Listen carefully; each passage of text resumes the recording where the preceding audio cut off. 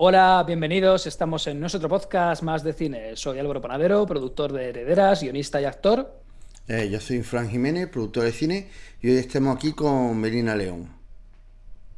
Hola Fran, hola Álvaro, ¿cómo están? Muy bien, gracias por estar con nosotros aquí, Melina, de verdad, es un placer. Bueno, queríamos empezar preguntándote un poco por tus inicios. ¿Siempre te atrajo el cine? ¿Cuál dirías que es la película que marcó un antes y un después en tu vida para querer dedicarte a ello? Bueno, siempre me gustó el cine, sí. Em, Realmente no sé qué película marcó mi vida, sí. Yo recuerdo haber visto, por ejemplo, The Wall, cuando era muy chica, no debía haberla visto, pero mi hermano me mostró. Y fue como una experiencia muy impactante. Entonces, no sé si en ese momento decidí que quería hacer cine o que algo relacionado, pero yo recuerdo que se me quedó. Y luego, pues, me recuerdo mucho cuando viajamos a Argentina en una de las peores crisis de Perú, que mi padre era periodista, como en Canción Sin Nombre, ¿no? Y pues como para tomar una vacación, mi padre nos llevó para allá. Yo tendría que 9 años, no recuerdo bien, más o menos. Y vi Amadeus en un cine muy bonito de Buenos Aires, sí. Palabras mayores. Sí, Palabras Mayores, y creo que esa película me inspiró muchísimo. Sí, sí, no sé si me llevó a querer hacer cine, pero fue una de esas experiencias inolvidables, ¿no? Que conforme pues pasan los años uno sigue volviendo a ellas. Y, y bueno, aparte de eso, mi trabajo desde muy pequeña con grupos de teatro que hacían teatro antropológico, inspirados en las costumbres de los Andes, en la cultura andina, pues eso también influyó muchísimo, sobre todo que yo he estado muy cerca a un grupo de teatro peruano que se llama Yuyachkani en quechua, que significa estoy pensando, y ellos hacen un teatro muy bonito que mezcla música, por ejemplo, ellos son músicos, actores, mezclan mucha arte visual, máscaras, uso de máscaras, y hacen creaciones colectivas y también algunos trabajos inspirados en poemas, por ejemplo. Y entonces creo que una mezcla de todo eso a temprana edad hizo que me decida por un arte que digamos que de alguna manera nos permite acercarnos a todas las artes. Ok, ¿y cómo fueron tus comienzos? ¿Te formaste en alguna escuela o antes de querer hacer cine tuviste otras aspiraciones o inquietudes antes de decantarte por el audiovisual? Bueno, realmente nunca tuve una aspiración seria en en otros caminos, no, no. Salvo que, digamos que, como les contaba, ¿no? Mi infancia fue muy artística, pero digamos que en mi adolescencia pues me aparté un poco, ¿no? Porque era un mundo muy arriesgado, ¿no? Era un mundo de exponerse mucho, de tener mucha personalidad, ¿no? Y más bien la adolescencia pues para mí fue retraerme, ¿no? Como pasar desapercibida. Entonces, en esa época recuerdo haberme dedicado mucho al vóley. Y en esa época, pues, un poco lo que me sirvió fue el trabajo en equipo, ¿no? Aprender a trabajar en equipo y la disciplina, ¿no? Entonces, creo que eso, pues, es el único antecedente mío de otra cosa que no sea el cine, pues, mi pasión por ese deporte, ¿no? Que además me llevó a querer mucho otros deportes, ¿no? Y eso, bueno, realmente estudié comunicaciones en la Universidad de Lima porque no había una escuela de cine. Hasta ahora solamente hay una en todo el Perú, que además no es maestría, no es una escuela para, digamos, bachilleres, ¿no? Y apenas pude, pues me fui a Nueva York a estudiar una maestría en dirección, ¿no? Bueno, me tomó tiempo poder llegar a ella porque es complicado, ¿no? Pero sí, lo hice en la Universidad de Columbia y ahí estuve 5 años. Y bueno, conocí mucha gente ahí, entre ellos al director Antonio Méndez, no sé si están familiarizados con su trabajo, pero es un madrileño con quien hice muchos trabajos cortos y tal. Es el director de Aquí y Allá, Life on Nothing More y ahora Ujú, aquí ya la conozco, sí. sí, y bueno, Life and Nothing More, que hizo después en Tallahassee, donde él vive, y ¿Vive en Tallahassee? él vive en Tallahassee, sí, luego ¡Wow! 3H, ¿no? Que es un documental que lo estrenó el año pasado, creo, en San Sebastián. Uh-huh. Y pues eso Y, es un poco lo que resume mis antecedentes. uh-huh. Pero has encarado distintas facetas, entre ellas destacar la diseñadora de vestuario en El bien esquivo, de Augusto Tamayo, a quien entrevistamos ayer, por cierto, cámara en el cortometraje Baby Diva, de Shilpa Mankikar, o productora en el cortometraje Silencio, de Alonso Mayo. ¿No tenías claro si querías dedicarte en primer lugar a la dirección o si a lo mejor te interesaba conocer bien todos los departamentos muy bien antes de cantarte por algo en concreto? Sí, quería conocer, y sí que sabía que me quería dedicar a la dirección, esto estaba claro desde el principio de mi trabajo, ¿no? Pero una manera de aprender para mí era pues entrando a rodajes, ¿no? Y por eso hice el diseño de vestuario de una película de época de Tamayo, ¿no? Yo estaba todavía en la universidad, él era mi profesor, y tendría pues 18 años, yo recién cuando entré a esa película, ¿no? Y así igual con todos los otros cargos que he ocupado, ¿no? En productora, todos han servido para algo en la carrera de dirección, ¿no? Te hacen entender, así como es bueno, por ejemplo, pasar por la experiencia de actuar, ¿no? Creo que también es bueno saber cómo se siente, ¿no? El que se dedica a otras facetas del cine, ¿no? Que puede aportar. Ya por curiosidad, porque es que Augusto nos lo contó ayer, dijo que hubo una época en la que se promulgó una ley del cine allí que favoreció mucho el que se realizaran cortometrajes y es aquí en los 2000 cuando realizas esta serie de trabajos, a principios de los 2000, ¿no? Si mal no recuerdo, del 2000 al... Por lo menos en refiero a estos cortometrajes, creo que la gran mayoría de ellos son del 2004. ¿Siguió esa ley vigente y por eso se siguió haciendo con tanta asiduidad cortometraje o...? No sé a cuál se refería Augusto, yo me imagino que se refería a una anterior, Ujú. muchos años antes, habían Correcto. buenas leyes. Luego hubo una etapa muy oscura del cine peruano, que es cuando entra Fujimori, ¿no? Con estas ideologías súper neoliberales, ¿no? Y que es como un hueco en la cinematografía del Perú. Y ya luego, pues sí, se comienza a ordenar un poco, se crean el Ministerio de Cultura, y eso fue recién hace 10 años. Y entonces ya, por eso es que en los últimos 10 años podemos ver como una explosión del cine peruano, no tanto como quisiéramos, pero sí, pues hay Ujú. muchísima más producción, tanto del cine de autor, digamos, como de un cine un poco más comercial, ¿no? Pero no sé, yo creo que cuando yo comienzo a hacer cortos era todo todavía muy caótico, todavía veníamos de ese gran vacío que generó el gobierno de Fujimori, que no era nada favorable al arte, ¿no? En general. Y entonces, pues, pero sí, yo hice mis trabajos con este chico Alonso Mayo, ¿no? Que vive en Los Ángeles, de manera totalmente independiente. Lo que pasa es que, claro, luego nos premiaron, ¿no? Y Ujú. por lo menos mi primer corto lo premió el Estado, digamos. Eso sí, en eso ayudó. Y ya luego, claro, hubiera sido imposible desarrollar mi ópera prima sin el apoyo del Estado. Después también me premiaron con El Paraíso de Lili, ¿no? Entonces sí que ha habido un apoyo, pero era todavía Muy inci- limitado. muy limitado cuando yo comenzaba. Por Ujú. darte una idea, pues mi cortometraje El Paraíso de Lili fue invitado a un montón de festivales, ¿no? Incluido Clermont-Ferrand, pero el Estado peruano no te ayudaba en nada, ¿no? No había, y yo veía pues que en otros países, Chile, por ejemplo, ¿no? También tenían un corto, pero mandaban unas delegaciones grandes para apoyar a los cineastas. Eso recién ahora lo tenemos. Y en 2007 trabajaste en una serie de televisión, trabajaste en televisión la serie Quarterlife, donde ejerciste de cámara. ¿Cómo fue esa experiencia trabajando en Estados Unidos y qué es lo que aprendiste allí? ¿Cuál, cuál habrá sido? Quarter Life, Quarterlife. de Edward Schick y si mal no recordamos, si la crearon Edward Zweig y Marshall Erskovitz. Así Mm, por lo menos lo ponía en IMDb.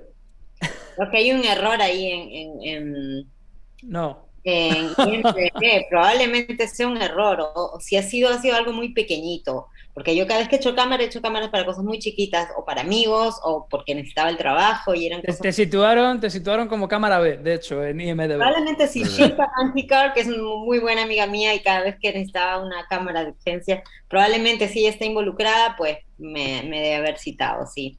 Ujú. Pero sí, son experiencias muy, muy pequeñas. Allá, para estar en un proyecto grande como técnico, pues hay que tener nacionalidad y toda una serie de cosas que yo no tenía, no tengo. Yo trabajaba ahí para una productora específica y mi visa de trabajo era muy específica para estar como editora, ¿no? En esta, como una compañía. Entonces, no, como te digo, no recuerdo a qué se refiere eso de IMD, pero probablemente sea lo que te digo, ¿no? Una amiga mía. Lo curioso es que de este proyecto no hay más información salvo en IMDb. Es una serie que aparece con 8 episodios y solamente está registrada en IMDb. En Film Affinity, por ejemplo, que es otra base de datos que utilizamos mucho en España, no aparece. Y de hecho a mí me chocó porque pensé, sí que es cierto que Edward Zweig, que es el director de Amor y otras drogas o Diamante de Sangre, tiene a este amigo suyo como colaborador de co-guionista en Diamante de Sangre, que es el creador de esta serie, pero no aparece nada sobre el proyecto.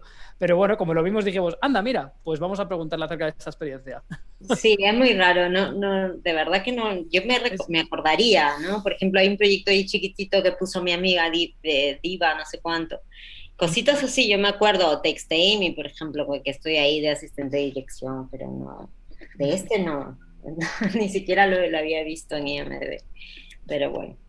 Quién sabe, de repente era un proyecto, porque a veces la gente hace eso, ¿no? Anotan sus proyectos en esa website uh-huh. y después el proyecto no sucede, pero ya se quedó ahí grabado, ¿no? Puede, Eso. puede ser. En cualquier caso, ¿no llegaste a desempeñar ninguna labor fuera de Perú, allí en Estados Unidos, cuando dependías de la visa? ¿No hiciste algún trabajo así Por ejemplo, reseñable, destacable? por ejemplo, hicimos uno del director rumano Florin Sherban, que fue Ujú. uno de esos casos, ¿no? Fue un proyecto que él sacó a pulso, que se llama Emigrant, ¿no? Que hizo cuando todavía estábamos en la universidad. Y lo filmó en 35 milímetros, fue todo uno. Pero luego el sonido tenía que doblarse y era muy complicado. Y entonces sí, exacto. Ya él entró a otros proyectos, ¿no? Y ya ese lo dejó ahí. Ojalá que algún día tenga la paciencia de retomarlo, de sacarlo a la luz, pero ese quedó ahí, por ejemplo, ¿no? Ese fue una película que hicimos con dos directores muy buenos, como Florini y Bogdan Apetri, ¿no? Bogdan que acaba de estrenar, me parece, en Venecia, su tercer largo, ¿no? Ese fue una cosa bonita ahí que bueno, que ojalá que algún día vea la luz un proyecto Experiencias, a gigante. fin de cuentas. Luego ya sí que te lanzas a hacer tu primer cortometraje como guionista, directora y productora, que es El paraíso de Lili. ¿De dónde surge la idea para la historia? ¿Cómo fue el proceso de búsqueda de financiación? Tú también fuiste la editora, por lo que entendemos que se trata de un trabajo tremendamente personal o prácticamente autoral, ¿cierto?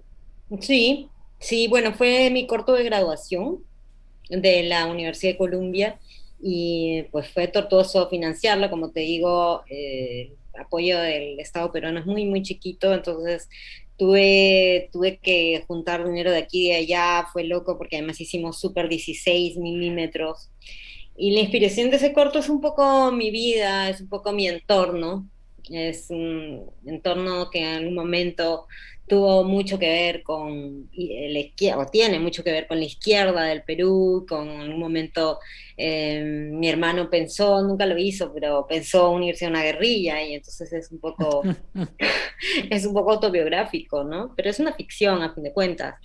En la película él se va pues con un grupo guerrillero, en la realidad él nunca lo hizo, ¿no? Fue disuadido por mi familia, pero sí, ese es el origen, ¿no? Y ahí conocí a Inti Briones, que fue, y a gran parte del equipo de producción de Canción Sin Nombre, ¿no?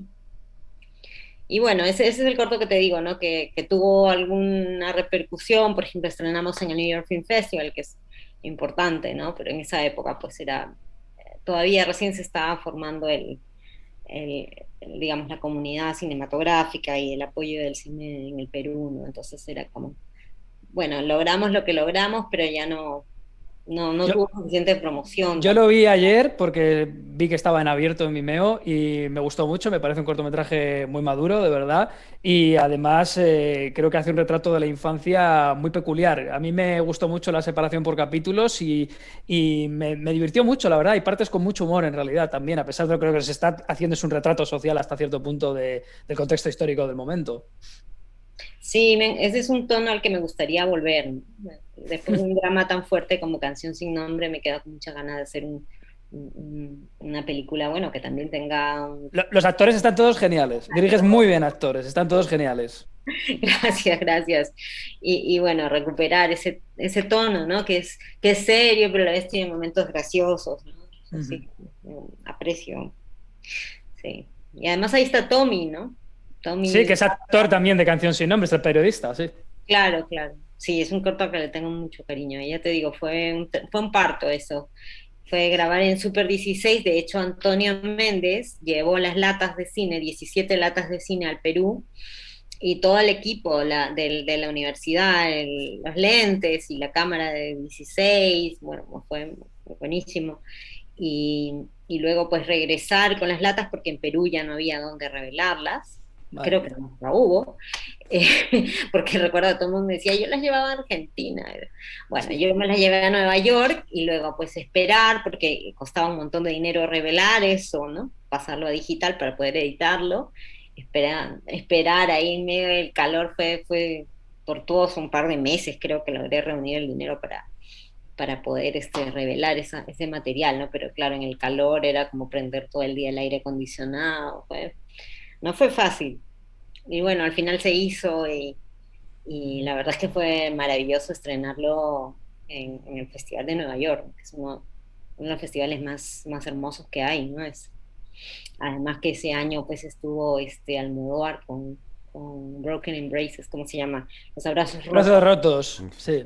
Y sí, fue increíble, ¿no? Imagínate, yo de ser estudiante ahí con mis latas, pues de pronto estaba ahí de abrazos con Almodóvar. Eso fue lo más anecdótico que me pudo haber sucedido, ¿no? Y bueno, te daban cenas y todo este tipo con Brian De Palma, porque tratan como muy de igual a igual a los cortometrajistas, Qué eh, bueno, los directores de largos, ¿no? Sí, increíble. sí, buenísimo, buenísimo. Así que eso me sirvió mucho, mucho aprendizaje en el Festival de Nueva York. Y después trabajaste en el cortometraje Tess Army como ayudante de dirección. Eh, Sí, sí, el proyecto cómo chiquito. conociste a Jesús Alarcón? Pues a Jesús Alarcón, él estudió también conmigo ahí en la Columbia. Y fue, sí, un proyecto simpático chiquito que él quería grabar en Nueva York y, y pues me llamó. Le había gustado mucho el trabajo mío en El Paraíso de Lili como directora de actores.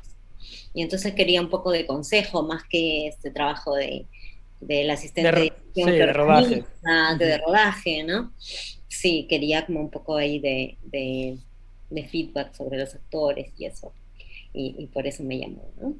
Ujú. Ok, pero en el cortometraje hiciste la función de ayudante de dirección. Sí, Ok, y explícanos cuál fue más o menos la función que hiciste como ayudante de dirección. pues básicamente lo que hice fue darle algunos consejos a Jesús sobre la dirección de actores y en el mismo rodaje, digamos que organizar al equipo, ¿no? Le había pedido a otra persona que haga el plan de rodaje y entonces un poco que yo ejecute ese plan, Ujú. ¿no? Esas son las funciones, ¿no? Claro, o sea, normalmente, claro, entendemos que eso también está concentrado en la figura del primero de dirección. En este caso, digamos que se subdividió esa figura en un segundo de dirección que se ocupaba de la planificación y de la logística, ¿no? Y un primero de dirección, en este caso tú, que trabajaba estrechamente con los actores. Exacto, exacto, eso fue. Eso fue. Digamos. Y ahora ya sí llegamos a 2019, consigues estrenar tu primera película, Canción sin nombre. ¿De dónde surge la idea de esta historia? ¿Es una historia basada en hechos reales? ¿Cómo fue el proceso de desarrollo del guión? La que escribiste junto con Michael G. White. ¿Cómo le conociste? Michael también viene de la escuela, él no estudiaba cine, él estudiaba escritura creativa Ujú. y, bueno, sin embargo era un gran cinéfilo que subía un piso a las clases de cine, y ahí se hizo muy amigo de Antonio, que como te digo era creo que mi mejor amigo ahí en la Columbia, y entonces por él lo conocí. Y pues él es un apasionado de los viajes, de las culturas, y entonces se fue a Perú un tiempo, luego yo leí sus cuentos, ¿no? Me gustaron mucho, y cuando tuve la idea de hacer Canción sin Nombre, yo sentí que como era tan difícil pues abordar el proyecto, sentí que me iba a venir bien tener compañía para escribir el guión. Y así fue, no me equivoqué, ¿no? Creo que fue una decisión acertada, si bien pasamos por momentos en los cuales, claro, su conocimiento del Perú ya era, yo lo sentía ya limitado, ¿no? Que comenzaba a ver sus límites, pero al mismo tiempo me ofrecía otra perspectiva, ¿no? Una perspectiva fresca, digamos que entre comillas objetiva, ¿no? Y su gran disciplina como escritor, para analizar la estructura también, los personajes, en fin. Pasamos mucho tiempo trabajando juntos y, y bueno, después ya él también asumió un rol de productor, ¿no? Nos ayudó a financiar la película, Oh, qué bueno. estuvo en el rodaje, sí, sí, ha estado de pe a pa, digamos, Michael, ¿no? Y bueno, lo he contado varias veces, ¿no? La película surgió porque mi padre era periodista y escribió sobre este caso a principios de los años 80 en el Perú. Él me había ya comentado el caso, que evidentemente pues, fue muy emotivo para él, ¿no? Fue la primera portada del diario La República, uno de los diarios más importantes del Perú. Que fue un caso de niños desaparecidos. Caso de niños desaparecidos, robados. Robados, ¿no? Concretamente. Eso en España también pasó. Sí, sí, tengo entendido que hasta incluso los años 90, ¿no? Ya mucho tiempo después de Franco. Sí, y entonces pues, pero fue como regresó a mí la historia que me hizo llevar a decidir hacer una película, ¿no? Regresó a mí cuando buscaba yo una película y mi padre me contó que lo había llamado una mujer francesa para decirle que quería conocerlo, para agradecerle por los artículos que había escrito más de 2 décadas atrás, porque ella era una de las bebés robadas, ¿no? Oh. Sí, wow, qué fuerte. Eso para mí fue impactante, ¿no? Porque fue wow. como que el pasado regresó en cosa de una llamada telefónica, ¿no? Como una película de Kieslowski, un poco me hizo acordar a Rojo. Sí, tal cual, es exactamente eso, sí. Una cosa como mágica o milagrosa, extraordinaria, bueno, como querramos verla, ¿no? Y yo justo buscaba pues una película, y entonces para mí tenía, aparte del significado emocional que para cualquier persona tiene, ¿no? Bueno, el hecho mismo de que exista gente que robe niños para venderlos, ¿no? Solamente eso que te dice eso de la humanidad, en fin, el hecho de que haya jueces coludidos que te dice eso del Perú, en fin, hay un número de cuestiones universales con las que creo que cualquier cineasta o ser humano podría verse, se sentiría interesado, ¿no? Conmovido, pero también ya de manera más particular era como que para mí esta mujer había regresado a Perú a buscar con esa necesidad de buscar su historia, de saber quién es, porque ella había llevado una vida muy buena en Francia, no tenía ningún problema con sus padres, una familia estupenda, le tocó, tuvo suerte, ¿no? Esta Céline Giraud se llama ella. Pero aún así, ¿no? Aún así ella sentía que tenía que conocer a sus padres, o a su madre biológica, ¿no? Sus padres biológicos. Porque eso completaba su vida. Y entonces yo me identifiqué mucho con eso, ¿no? Sentía que si quería decir algo que tenga una fuerza, una cosa particular, que defina, digamos, mi carrera, ¿no? Las cosas que yo voy a hacer, pues tenía que hablar del Perú, ¿no? Y de otra vez, así como en El Paraíso de Lili, volver a esos años, ¿no? Que nos marcaron a muchos peruanos, ¿no? Curiosamente, yo cuando estaba viendo ayer porque no he visto Canción sin Nombre, pero sí he visto el tráiler, cuando estaba viendo El Paraíso de Lili, vi que era como una antesala del estilo que vas a recurrir también en Canción sin Nombre. De nuevo, hay una resolución de imagen distinta, creo que se opta por 4/3, si mal no recuerdo. Hay también en blanco y negro, es decir, hay una estética estética muy definida que también está en El paraíso de Lili y que, fíjate, me recordaba en cierto sentido también al blanco y negro al que recurre Cuarón en Roma. ¿Esta decisión artística de grabarla mejor en blanco y negro a color está determinada por algo en particular o es simplemente una decisión expresiva? Es una decisión expresiva, pero también está sustentada en el hecho de que en esa época, bueno, parte de una historia de las noticias, ¿no? Que salieron en un diario, ¿no? Y en esa época los diarios se imprimían todavía en blanco y negro. Entonces tiene esa fuerza Vale. de realidad, digamos, de recuerdo, ¿no? Tiene eso, el grano, ¿no? De las fotos, que es nuestro recuerdo de esa época de violencia, ¿no? Que además para mí, como hija de periodista, es particularmente fuerte, ¿no? Porque mi padre llegaba todas las noches con el diario, con esas imágenes terribles, ¿no? De atentados, campesinos muertos, gente en general, ¿no? Que había sido asesinada, ¿no? Entonces estaba muy marcado, y eran todas en blanco y negro, ¿no? Estaba toda la historia de los años 80 del Perú, digamos, que se recuerda en blanco y negro, ¿no? Y también una decisión expresiva, como no, de decir, bueno, acá estoy, soy una directora nueva, tengo una visión estética, quiero usar la imagen para contar un estado de ánimo, no solo la imagen, el formato también, ¿no?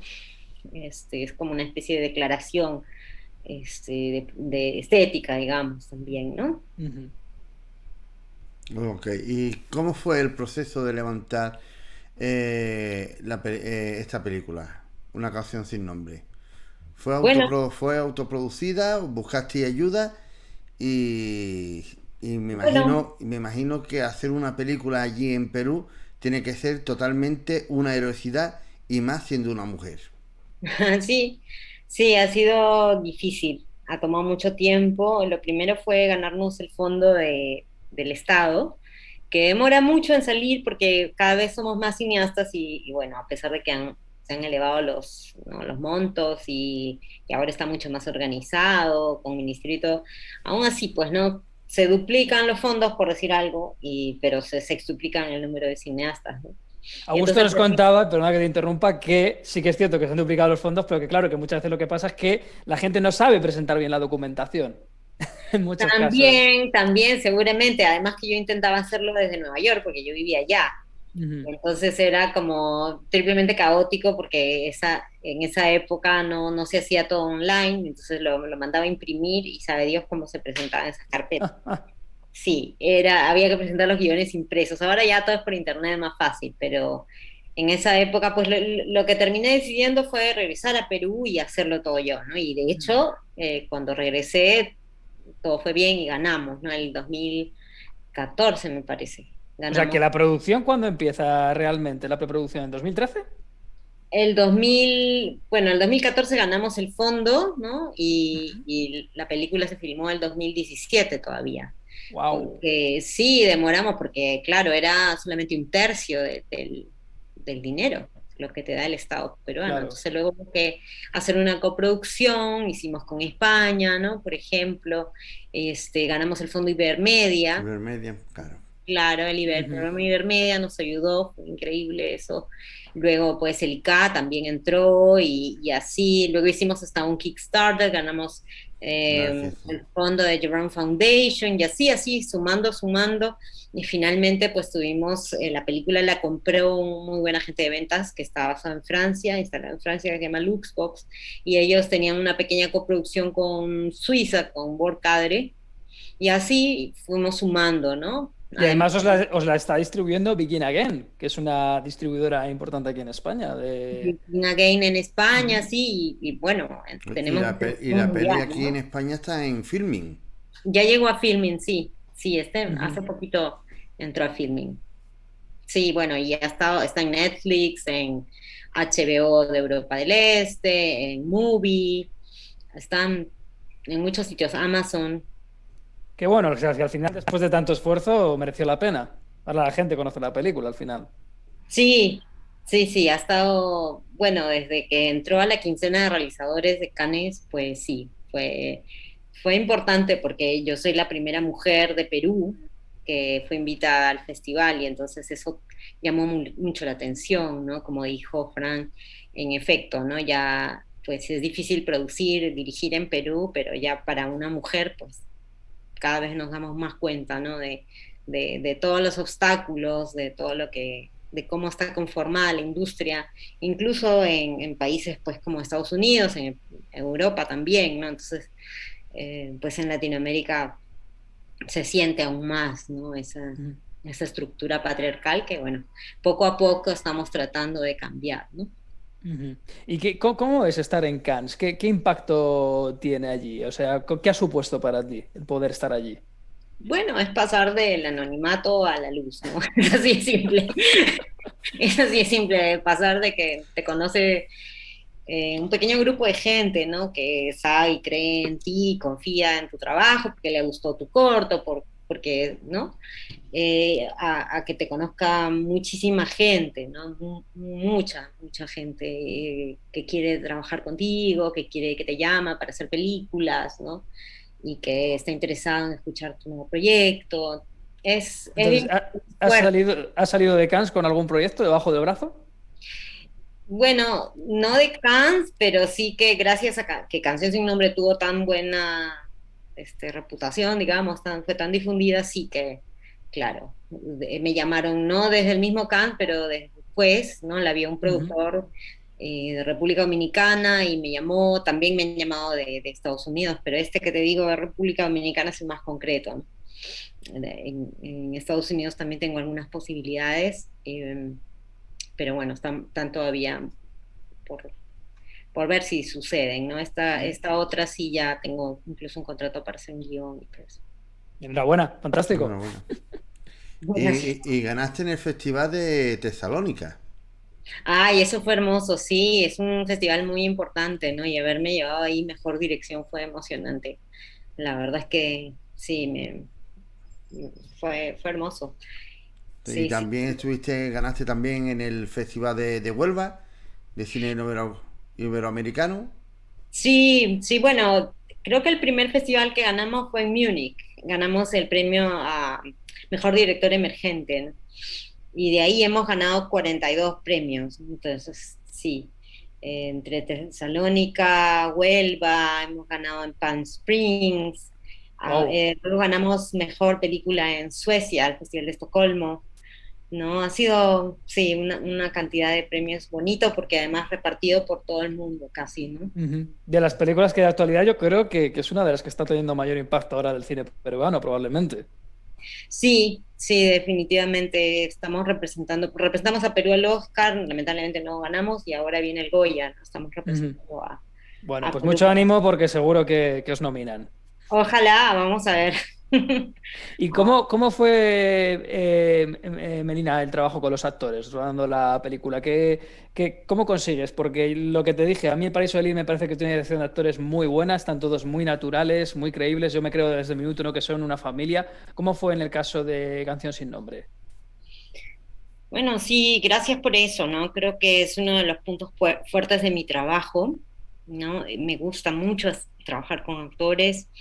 Creo que es el tiempo que uno les dedica, luego creo que ha sido un acierto, por ejemplo, antes del casting, hacer casting largo, no hacer esos casting que te recomiendan muchas veces en los manuales, ¿no? Que son casting de 5 minutos, ¿no? Ese tipo de cosas, yo no jamás he creído en eso, ¿no? Para comenzar por un poco de respeto por la persona que existe el casting, ¿no? Que a veces pues tiene que esperar, que ha hecho un esfuerzo especial por ir a verte, en fin, ¿no? Y darle 5 minutos me parece terrible. Y entonces pues he venido haciendo castings largos de media hora mínimo, en los cuales le doy el tiempo al actor, porque a veces lo traicionan los nervios, y a quién no le han traicionado los nervios, ¿no? Y entonces pues conversar mucho, ¿no? Y creo que es eso lo primero, ¿no? Y luego, pues, que uno ve un actor interesante, lo que he estado haciendo es tratar de también asegurarme de que exista química entre ellos, ¿no? Pero también te puede pasar que hay un excelente actor o actriz y luego hace un gran casting, pero luego cuando lo juntas con la otra persona, No hay no química, no pasa funcionan nada, bien juntos, claro. no funcionan bien juntos, no hay esa cosa que es muy difícil desarrollar, sobre todo cuando el tiempo apremia, ¿no? Que es esa familiaridad o cualquier tipo de dinámica, ¿no? Que se supone que tienen en la película, ¿no? Ya sea familiar, ya sea un affair, ya es lo que sea, ¿no? Una historia amorosa. Entonces, antes de darles el papel, siempre lo pienso mucho, ¿no? Y ver, juntarlos, hacer diferentes combinaciones, ¿no? Y luego, pues ya ensayar, tratar de pasar lo máximo tiempo posible con ellos, este, y no remarcando tanto el diálogo, sino más bien Las haciendo intenciones. las intenciones y escenas que no existen en Ujú. el guión, que podrían ser claves para determinar el tipo de relación que tienen ellos. Antecedentes y demás, claro. ¿Y Sí, utiliza algún tipo de técnica? pues sí, la improvisación, por ejemplo, ¿no? Entonces hacíamos escenas que no estaban en el guión y les pedía que improvisen la situación, que improvisen, o les daba la situación, pero para que improvisen el diálogo. Te Eso, y ayuda eso mucho. ayuda muchísimo. Y luego también pasar tiempo con ellos, haciendo cualquier cosa, por ejemplo, viendo películas, también creo que ayuda mucho, ¿no? En todos los casos que he trabajado hemos visto películas con los actores y así comienzas a desarrollar una especie de amistad, eh, que hace que a la hora del rodaje exista una comunicación entre el director y el actor que no importa, donde no importa el ruido, ¿no? De la cámara o los inconvenientes. Me recuerdo un corto que se llama Girl with a Walkman, que es un corto del cual estoy muy orgullosa, antes del Paraíso de Lily, ¿no? Que fue todavía más artesanal, eh, y hubo una tormenta, ¿no? Pero fue bonito ver cómo los actores no perdían esa comunicación conmigo, no salían de su concentración, de esta especie de, ¿cómo se dice en castellano? Es cocoon, ¿no? De pequeño, ¿Sinergia? ¿Puede ser? como sinergia, sí, como es como un espacio muy cerrado de intimidad, ¿no? Que no se rompe, Ujú. a pesar de pues que pasen un montón de cosas, como te digo, en Girl with a Woman una tormenta, en Canción sin nombre, Dios mío, que no pasó, o sea, pasa de todo, ¿no? Pero eso, esa unión que cuando la has construido con mucho tiempo no se deja, digamos, destruir o distraer cuando se inicia un rodaje, ¿no? Claro, porque ya no están actuando, son los personajes directamente. Sí, sí, y hay ese lazo, ¿no? Ese lazo Ujú. que aguanta todo, ¿no? Que hay que construirlo. Si llegas de frente al rodaje, yo siento de que hay mucho caos, ¿no? Y puede perderse la concentración, que es tan importante, ¿no? Yo agradezco como actor que comentes todo esto porque es que creo que hoy en día hay un grave problema con respecto a los directores que no llevan a cabo dirección de actores, sino que simplemente están más pendientes del apartado técnico, la puesta en cámara. Pero no me parece mal que recurran a los coach, porque los coach siempre están presentes, sobre todo en las series he visto que están más presentes, porque claro, los ritmos son distintos al cine al final, aunque también se agilizan mucho los procesos. Pero sí que creo que he hecho en falta que hoy en día haya más una dirección de actores por parte también del director en sí, no solo estar pendiente de lo técnico. Sí, no, lo técnico, pues, para mí es secundario. Es complementario al final. Complementario, sí. Ujú. Sí, yo además tengo, eso además se puede trabajar antes con el director de fotografía. Tengo un director de fotografía con el que trabajo que tiene más de 30 largos. Y Wow.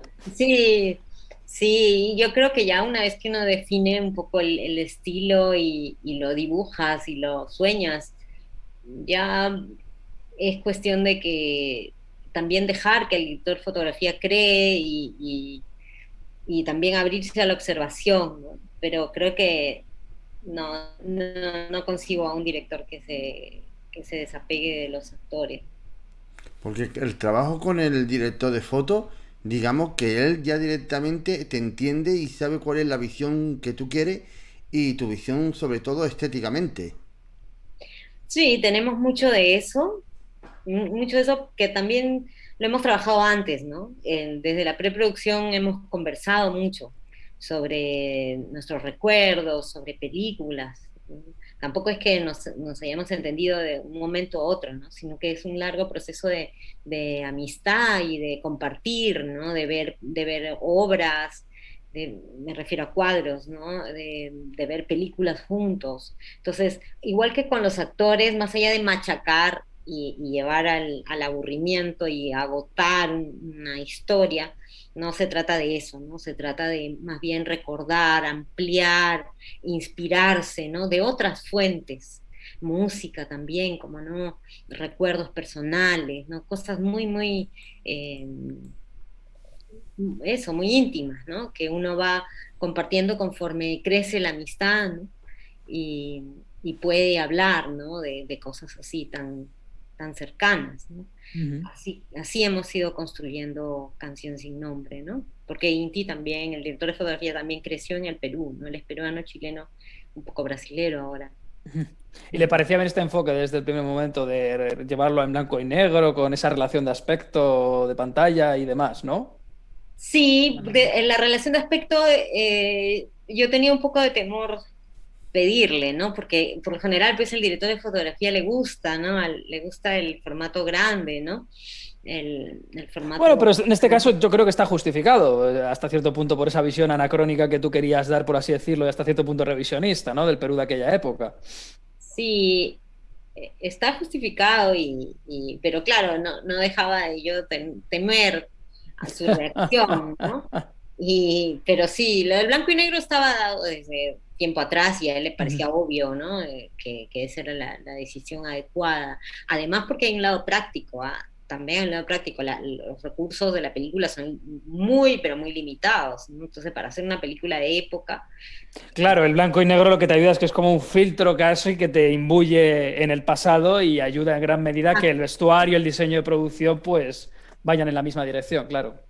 exacto, ¿no? Cualquier detalle, un uniforme demasiado nuevo, ¿no? O algún tinte que no esté, ¿no? Yo había escuchado, por ejemplo, ¿sabes a quién? Al gran director austriaco, ¿cómo es que él se llama? Michael Haneke, ¿no? Haneke. Mm. Ujú. Claro, yo lo había escuchado a él hablando sobre White Ribbon, la cinta blanca. Sí, obra Como maestra. con toda sinceridad lo dijo, ¿no? Sí, hay aspectos estéticos, de tal, de blanco y negro y tal cual, pero también mencionaba eso, ¿no? Que él quería hacer una película que tenga una cosa ahí de fidelidad con la época, ¿no? Sí, yo creo que además, curiosamente, de White Ribbon, la cinta blanca no habría funcionado tan bien en color, porque es todo demasiado limpio y pulcro, y sin el blanco y negro yo no me creería que estamos a principios de, bueno, en la época en la que está, que es previo al estallido de la Primera Guerra Mundial, vamos, a principios del Claro. siglo XX. Entonces, creo que hay películas en las que sí que es un acierto y hay otras en las que es necesario que el color esté presente. Lo demanda la historia al final también, muchas veces. Totalmente de acuerdo, ¿no? Hay veces que se siente injustificado, que no se siente orgánico, que se siente impuesto, ¿no? Eso es. Pero yo sentía que aquí, que ese no era el caso, que No, tenía no para nada, ¿eh? demasiados motivos de la vida que nos daba el documento, digamos, que hacían que la decisión no sea simplemente, digamos, Estética por la estética, claro. ética, por llamar la atención, porque Ujú. es cool, ¿no? En el Paraíso de Lily creo que funciona también muy bien. Yo me creo que en todo momento que son los años 80, creo que el vestuario está muy bien escogido, los espacios también y la casa de ellos. Además, no veo ningún elemento por el cual diga, no, no me creo que estén en el año 2009. Sí, sí. Claro, a menos que uno quiera hacer esas películas pues, en las que se hace a propósito, ¿no? Ujú. Se intercambia, por ejemplo, recuerdo Angelo, creo que es una película austríaca, ¿no? Que a propósito hicieron esos juegos, ¿no? Contemporáneos. Ujú. Pero no era el caso mío, ¿no? Entonces sí que me llevé de ese consejo. Y también, hablando de 4x3 sí que fue una decisión más de mi punto de vista como directora, ¿no? Fue más una decisión de querer hablar con una cierta modestia, con una cierta humildad sobre un caso, no tratar de hacerlo pues grandilocuente, Claro, ¿no? quizás no caer en una especie de epicidad que este tipo de historias a veces, por ejemplo, en Hollywood se ha hecho muchas veces, normalmente tratándolo todo de forma grandilocuente. Cuando se trata normalmente de Hollywood, películas basadas en hechos reales, sí que se recurre como a intentar exacerbarlo todo, a decir esto pasó de verdad, esto es real, esto ocurrió. Tú sabes que no es verdad lo que estás viendo porque al fin de cuentas es el relato ficcionado. Entonces, claro, para eso haces un documental al final. Totalmente, claro, que se siente pues que han convertido una historia, que están usando una historia real para convertirla en entretenimiento, ¿no? Nada más lejos de la intención. Entonces por eso yo sentía que el 4x3 era lo menos espectacular que podía haber y que era esa la decisión. Sí, y que lleva esa visión intimista, exacto. Exacto, ¿no? Pero yendo también a lo práctico, pues hay menos espacio que cubrir, digamos, ¿no? Que hacer de los años. Es funcional también entonces la decisión. Exacto, ¿no? Sí que salvaba un poco, es que hay que hacer 2 películas prácticamente, no el doble de película, ¿no? Si no, si te va. Esto está bien para cineastas que están empezando, que eso es con lo que queríamos cerrar la entrevista también con esa pregunta, porque muchos cineastas que están empezando noveles piensan, no, pues es que yo quiero una panorámica que empieza aquí con un traveling y luego una grúa que suba y no, escucha, podemos hacer esto. No podemos hacer esto, ¿vale? Tenemos un slider, no tenemos una grúa, no tenemos una jirafa, ¿no? Entonces está bien porque sabíais lo que teníais y sabíais lo que podíais hacer y qué es lo que no. Y a ver de quién te llevas, ¿no? Yo creo que un cineasta que nos ha enseñado mucho es Bresson, ¿no? Bresson estoy volviendo a leer la tesis de Slater del estilo trascendental, sí. Exacto, ¿no? Y filmaba él con un solo lente, ¿no? Fíjate que a ver si algún día. Claro. Nosotros sí que tuvimos unos cuantos lentecitos más, pero fíjate que muy inspirada en él, ¿no? En ese tipo de trabajo. Sí, en intentar ser lo más austero posible. Sí, sí, imagínate hablar de la pobreza desde la exuberancia. No creo que tiene ningún sentido. Y para concluir eso, queríamos preguntarte, Melina, ¿qué consejos darías a cineastas jóvenes que están pensando en lanzarse con su primer largometraje? Bueno, ¿qué te puedo decir? No sé si tengan muchos consejos, más que decir que, bueno, si solamente falla el que deja de intentar, ¿no? Y el que abandona, ¿no? Ese es el cineasta que ya, pues, no. Justo lo que nos dijo Augusto ayer. Con otras palabras, pero justo lo mismo. Sí, es eso, es una gran perseverancia, ¿no? Y bueno, lo otro es que el cine tiene un gran poder, ¿no? Y usar este poder para entretener, creo que ya tenemos mucho de eso, ¿no? Tenemos mucho de eso y creo que nos hace falta más cine que pues hable de cosas un poco más interesantes, que observe la vida, que se atreva a otras cosas, ¿no? Que se atreva a hablar de lo que pasa, de lo que está pasando con los seres humanos, ¿no? De cosas pues que no sean ganar dinero. Sí, eso me gustaría a mí ver. No este entusiasmo por la plata, ¿no? Claro, no, contar historias a fin de cuentas que tenga que ver más con la condición humana que tanto en cuanto que hacer entretenimiento de ello, a fin de cuentas. Sí, bueno, claro, y para satisfacer el ego, ¿no? Del que sabe, pues, digamos, contar una historia de tal manera que no aburre, ¿no? Y usar su técnica y todo eso, ¿no? Pero al final, pues, quedan esas historias en el olvido, ¿no? Porque no ha habido nada muy personal ahí que nos ilumine un poco, ¿no? Son épocas que no sé si ha habido alguna época de la historia de la humanidad que no sea oscura, ¿no? Pero es una época en la que casi que tenemos una fecha de vencimiento, ¿no? Creo que eso sí es inédito, ¿no? La humanidad tiene una fecha de vencimiento que cada vez es menor, ¿no? Cada vez el plazo es más corto como para